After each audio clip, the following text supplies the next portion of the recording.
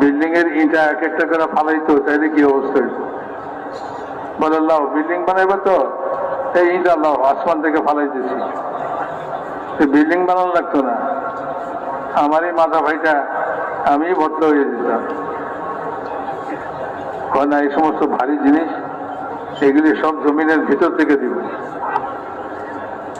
তোমার কাপড় লাগবে, এটাও জমিনের ভিতর থেকে বেরোবে।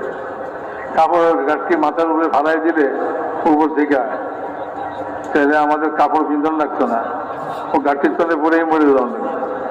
কি বলেন? তো মাটির ভিতর থেকে বের করবে, খাবার জিনিস সব মাটির ভিতর থেকে বের করবে।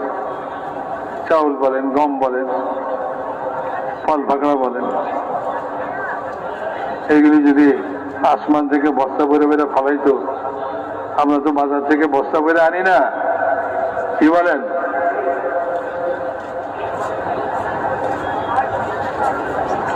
তো ওই বস্তা যদি আসমান থেকে ফালাই দিত আমার মাথার উপরে, তাহলে কি অবস্থা হইত? বলে না, এগুলি মাটির ভিতর থেকে বের করবে। আল্লাহ বড় হাকিম, আল্লাহ সবকিছু জানে।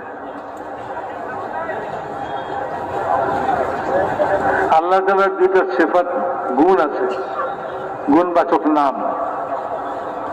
একটা হলো তিনি আলিম, ইলম।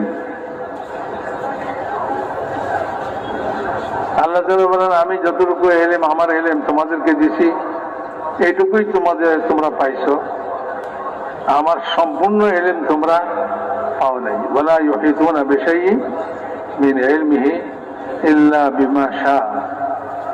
আল্লাহ যেটুকু চান ওইটুকুই মানুষকে তার এলেমের মধ্যে থেকে দেন। আল্লাহর সব এলেম মানুষ নিতে পারবে। এক গুণ